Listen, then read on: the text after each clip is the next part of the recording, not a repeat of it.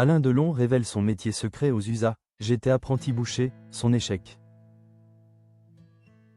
Est l'héritage maudit d'Alain Delon, un petit monstre sauvage hanté par la trahison familiale. 1 an et demi après la mort d'Alain Delon, l'onde de choc des règlements de compte déchire le mythe. Le fils, Alain Fabien, accuse publiquement sa propre sœur, Anouchka, de malversation pécuniaire. Auprès d'un père affaibli, loin de l'éclat du guépard, la guerre fait rage autour des dernières volontés de l'icône. Un homme dont l'enfance turbulente fut le premier acte d'une vie hors norme.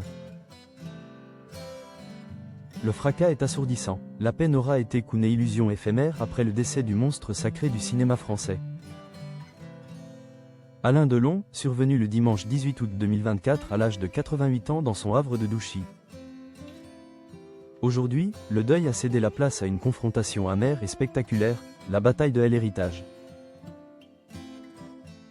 L'accusation fratricide, je n'ai pas envie qu'elle touche un centime. Invité sur RTL par Marc-Olivier Fogiel ce jeudi 11 décembre 2025, Alain Fabien Delon a déchaîné la tempête.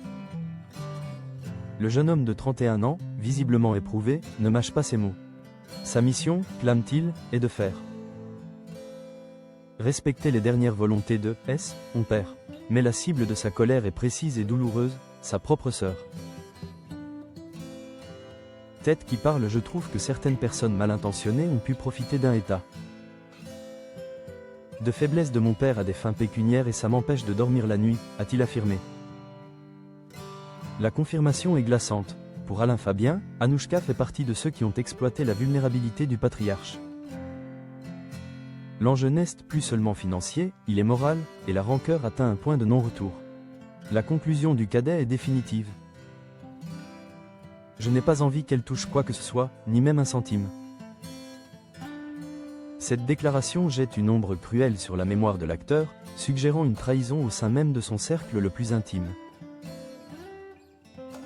Il est ironique que l'homme qui a incarné la solitude noble et l'intégrité féroce sur grand écran soit au centre d'une telle déroute. Alain Delon a marqué plus de 6 décennies du 7e art. De Plein Soleil à Le Guépard, en passant par l'incontournable Le Samouraï. La piscine ou la tulipe noire, il a collaboré avec les plus grands et créé des rôles cultes, devenant une véritable icône intemporelle. Pourtant, cette gloire immense contraste violemment avec les tumultes de son passé. Un passé qui explique peut-être la complexité de l'homme et la violence de ses relations familiales. Avant de devenir la star glamour, Alain Delon a été un enfant ballotté. Son enfance fut marquée par les pensions et l'absence d'un cadre stable. Il était, de son propre aveu, un esprit rebelle. Garçon comme j'étais très turbulent, très indiscipliné, je me suis fait renvoyer de partout. J'étais un genre de petit monstre, très sauvage, confiait-il à l'Express en 2010. Renvois scolaires répétés, 6 au total, et adaptation forcée à des environnements stricts ont forgé un caractère indomptable.